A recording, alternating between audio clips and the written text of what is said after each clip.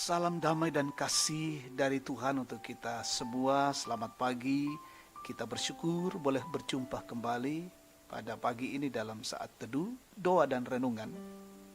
Edisi Jumat 25 September 2020. Firman Tuhan kita siapkan dari Bilangan 20 ayat 1 sampai 13 dengan tema bijaklah berkata-kata. Kita berdoa. Puji syukur kami naikkan padamu Tuhan pada pagi ini.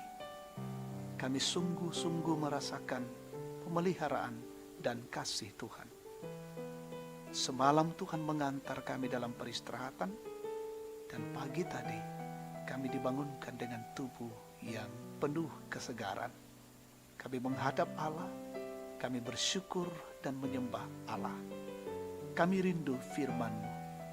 Karena itu saat ini kami akan baca dan renungkan. Kiranya Roh Kudus menolong kami. Kami mengerti kebenaran firman Allah dan kami lakukan di tengah-tengah hidup ini. Berkatilah kami ya Tuhan, kami siap mendengar sabda-Mu. Dalam Kristus Yesus kami berdoa. Amin. Bilangan 20 ayat 1 sampai ayat yang ke-13. Kemudian sampailah orang Israel, yakni segenap umat itu ke padang gurun Sin dalam bulan pertama. Lalu tinggallah bangsa itu di Kades, matilah Miriam di situ dan dikuburkan di situ. Pada suatu kali ketika tidak ada air bagi umat itu, berkumpullah mereka mengerumuni Musa dan Harun, dan bertengkarlah bangsa itu dengan Musa, katanya, sekiranya kami mati binasa pada waktu saudara-saudara kami mati binasa di hadapan Tuhan, mengapa kamu membawa jemaat Tuhan ke padang gurun ini, supaya kami dan ternak kami mati di situ? Mengapa kamu memimpin kami keluar dari Mesir untuk membawa kami ke tempat celaka ini, yang bukan tempat menabur, tanpa pohon ara, anggur, dan delima, bahkan air minum pun tidak ada? Maka pergilah Musa dan Harun dari umat itu ke pintu kemah pertemuan, lalu sujud. Kemudian tampaklah kemuliaan Tuhan kepada mereka. Tuhan berfirman kepada Musa, ambillah tongkatmu itu dan engkau dan Harun kakakmu harus menyuruh umat itu berkumpul. Katakanlah di depan mata mereka kepada bukit batu itu, supaya diberi airnya.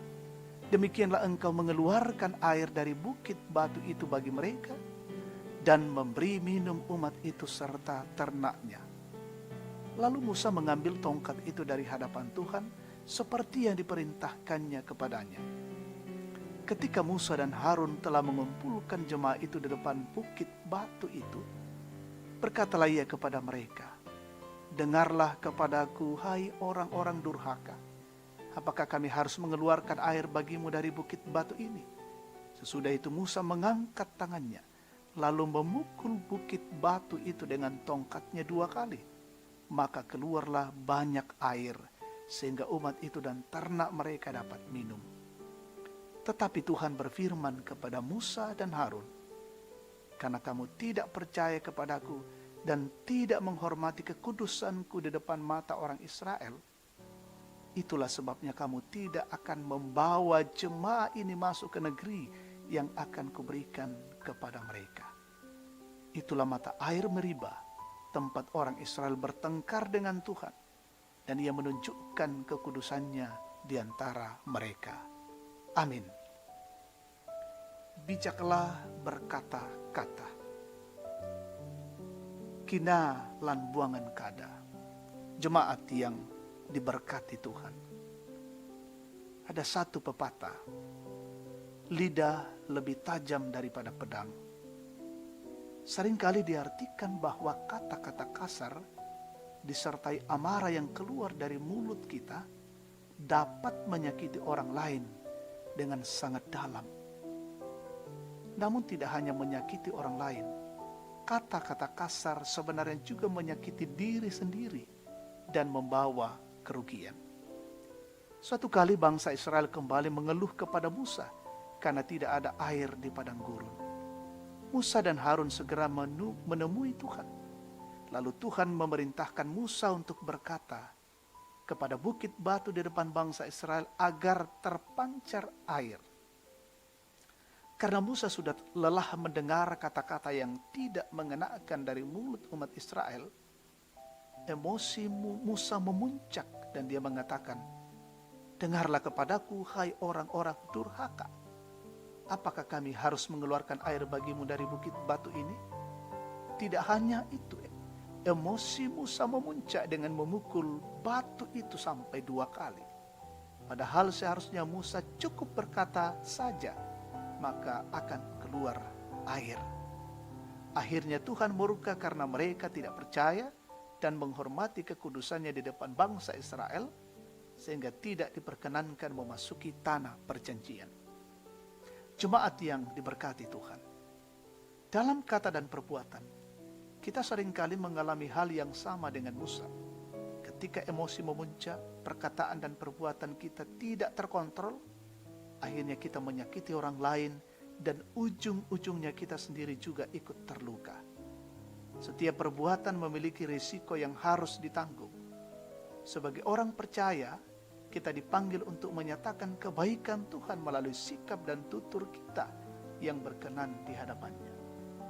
Yesus Kristus menjadi teladan bagi kita dalam pekerjaan atau pelayanannya yang penuh dengan kesabaran, menjalankan misinya di dunia ini. Bijaklah berkata-kata. Amin. Mari kita satu dalam doa kita berdoa. Syukur bagimu ya Tuhan Allah untuk firman-Mu hari ini boleh memberikan pengajaran-pengajaran yang berarti bagi kami. Biarlah kata dan perbuatan kami senantiasa sesuai dengan kehendak-Mu ya Tuhan. Kami berdoa untuk perjalanan kehidupan kami hari ini. Lindungilah dan berkatilah kami ya Tuhan, dalam tugas dan pekerjaan, di tengah-tengah hidup keluarga kami, di tengah-tengah anak-anak-Mu yang sementara berjuang dalam pendidikan. Mendoakan jemaat yang berulang tahun bersuka cita hari ini, Tuhan sempurnakan syukur mereka. Yang dalam kondisi sakit terpapar COVID-19, Tuhan pulihkan. Yang dalam kondisi berduka, Tuhan kiranya menghiburkan mereka. Dan yang dalam kondisi kesulitan, Tuhan memberikan topangan. Kami mendoakan seluruh jemaat Gereja Toraja Tangerang hari ini, saudara-saudara kami di berbagai tempat. Berkatilah kami ya Tuhan. Berkatilah pemerintah kami dari pusat hingga ke pelosok-pelosok daerah, terus menjalankan roda pemerintahan dengan baik. Jauhkanlah kami dari berbagai gangguan, kejahatan dalam perjalanan hidup kami hari ini. Bila kami berjalan dalam bingkai kasih Tuhan. Ini syukur dan doa kami bersama. Dalam nama Yesus Tuhan, kami sampaikan semua ini kepada Bapa di sorga. Amin. Demikian saat teduh kita pada pagi ini. Tuhan